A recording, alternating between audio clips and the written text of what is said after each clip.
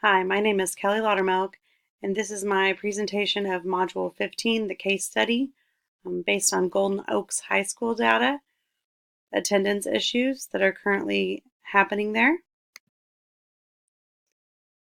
Summary of the case is that there's a problem with chronic absenteeism. 85% of the student population has missed 10 or more days of school. The superintendent wants the new principal to address this area of concern in the new role. There are 5 students that were listed in the case, and teachers are not following the state protocol that the school has adopted in their policy for absenteeism. Reason for teachers being able to excuse absences is illness, death in the of an immediate family member, or inclement weather. Teachers are not following that protocol currently. Students are coming with a number of different issues as excuses to be, or reasons, excuse me, to be gone. Karen currently got married over the summer, and it's showing to be a problem with her attendance on Mondays and Fridays. Tyrone was excused for 2 weeks of school for a trip with his parents without principal approval. Christina was brought letters from her minister allowing her to go on church trips multiple times throughout the semester. Carl's problem lies with his parents' view of the importance of getting to school. His dad dropped out, and he says that he can do the same.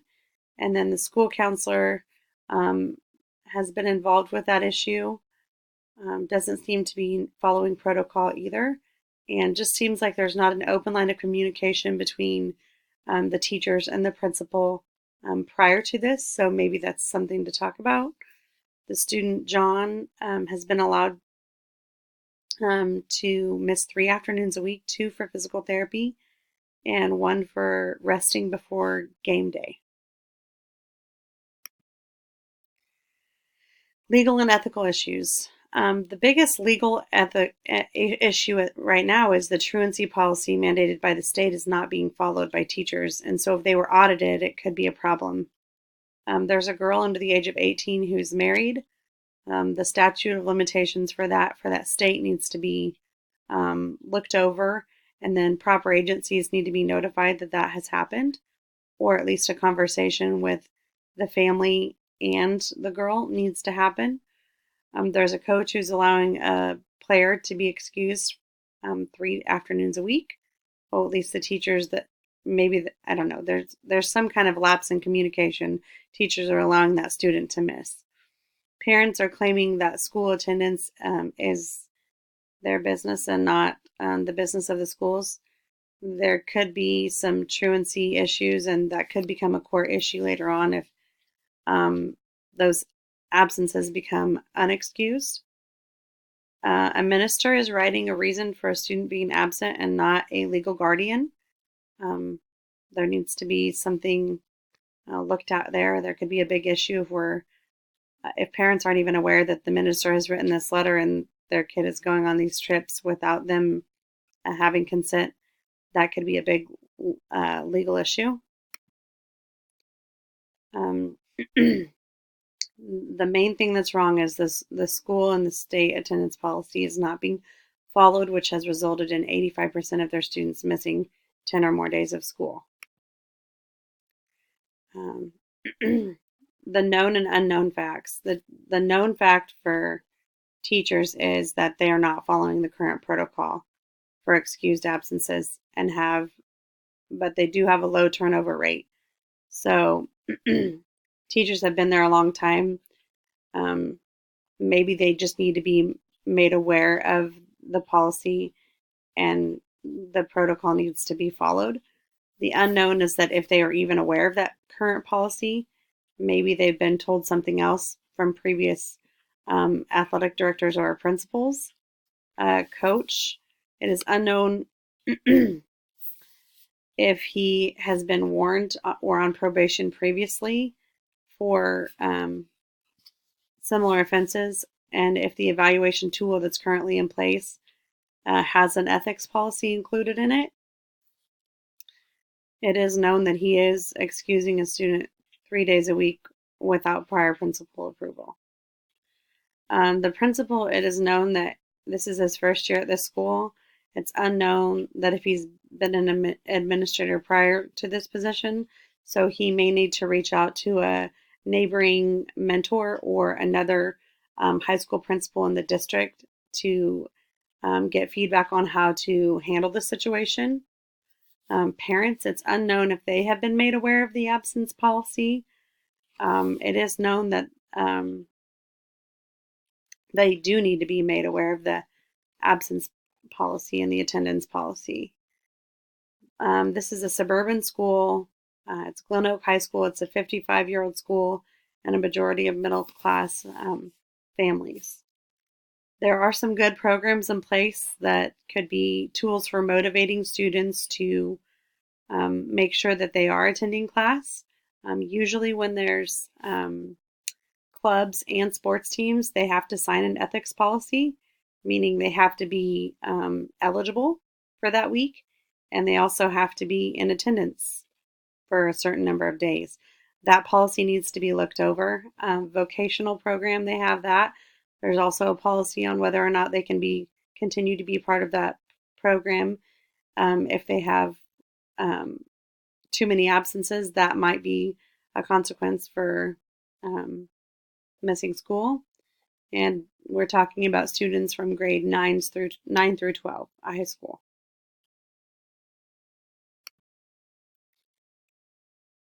Prioritizing the information. Teachers need to be aware of the policy and follow the protocol listed in the policy.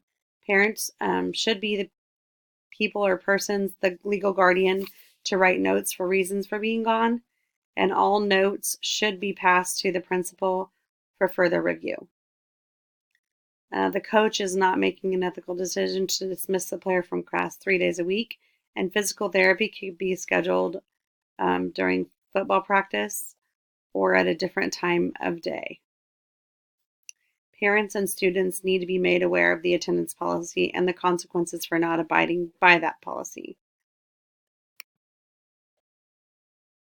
My options for solving this problem. Option one would be to not do anything and continue to let the teachers excuse students and not hold them accountable, and to not follow up with the agencies on students that are giving you signs that there could be something going on wrong, like marriage or other family issues that are going on that need to probably be reported to DCF. The consequences, there could be a legal ramification if not following the state policy. If audited for the amount of absenteeism, there could be fines and jail times for not reporting to the agencies if they can see that abuse or neglect are happening and it's not being reported. Teachers and other stakeholders can be held accountable for that because they're mandated reporters. At least that's how it is in the state of Kansas. The second option would be to be very liberal and firm with the consequences.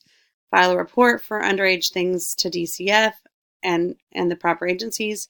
Put the coach on a plan of improvement for being unethical. Turn the parents in for not being compliant with school policy. Mark down all teachers on their evaluation for not following the school policy. And just go ahead and count all those absences as unexcused as a principal because they're not following the proper protocol. You would have angry parents, angry teachers, and angry board members because everybody would be in uproar that all of these consequences are happening for these actions that they've never been held accountable for previous to this. My third option is clear is kind. So clear expectations, clear communication with parents and stakeholders. All of that needs to be brought to light through conversations. It could be that you use your school information system to send an alert out to parents that this is what the policy is for absenteeism and it's going to be strictly enforced. So please make sure that you're following that protocol, and if not, then your child is going to be marked unexcused and what the consequences explicitly are for those unexcused absences. Have conversations, like I said, just with the parents, but it also needs to be had with the teachers. Maybe there's those teachers have been there for 10 years and they just haven't remembered that that's the protocol, and that your expectation is that they follow that protocol and you're in the loop on a daily basis, not at the end of the semester. DCF or whoever the other agencies are need to be aware that you are cracking down on it, but that you also probably need to get background information on some of the students' files and see if there's prior reports being filed, especially for one of the students, I think Carl, his family, looking into his siblings, looking to see if there's been prior reports made. Give the teacher and student incentives for doing the right thing. So those students that are making it have some positive incentives, like a pennant on their jacket that says perfect attendance if they've had perfect attendance for each quarter, announcing them at an assembly, just praising those positive changes that are being made. Set teacher goals, set some student goals, and make sure that they all know what you're working towards, and set a building goal. And then celebrate that when you do make that. If the expectations are clear and everyone can work towards improving, and you know that if the line is crossed, they lose their current privileges. Maybe it's missing the football game, or marking down a teacher evaluation, or potentially for someone like the counselor, they possibly could lose their job. Or some students might need an alternate school option if this is not successful for them. But just laying all of those things out and making sure all of those policies and procedures are clear, so that parents are aware that things are going to change, and hopefully that puts everybody in a positive direction. And then maybe even it can be posted, on media or local newspapers, the positive things that are happening there. I truly feel that if everyone is made aware of the policies and they understand what the consequences are for not following the policies, then the number of absences will decrease. Option one, the pros of my previous option one: teachers and parents do not have to be uncomfortable with school changes. Less work for the principal if he's not going to hold them accountable and just sweep it under the rug and continue to do what was done before. The cons would be no change and possible state action plan for your school and your building. Option two, policy is being enforced. The negatives of that would be you could have teachers that want to leave after that year. Your turnover rate could increase due to non-renewal of contracts based on evaluations and teachers not following protocol. Angry parents and angry board members, and that doesn't make a good work environment for anybody. Option three is really the best option in my opinion. Teachers and students have a chance to change and an incentive to do so. Cons would be change does not occur quick enough, and students and parents do not buy into the incentives. If the coach or other stakeholders don't buy into the incentives and work towards the goal, then you could just be spinning your wheels and have to go back to the table and look at other options. I would go for the third option. If there's not a significant change after the second semester in the data collected, then there may need to be a more in-depth professional development day set on the calendar for next year, for absenteeism and for motivating students to attend school. I would put second semester data in a pivot table and use the teacher breakdown tool that we did in previous lessons. I would use that breakdown to look specifically at what teachers are struggling, and if there is an improvement, find a professional development day or we're connected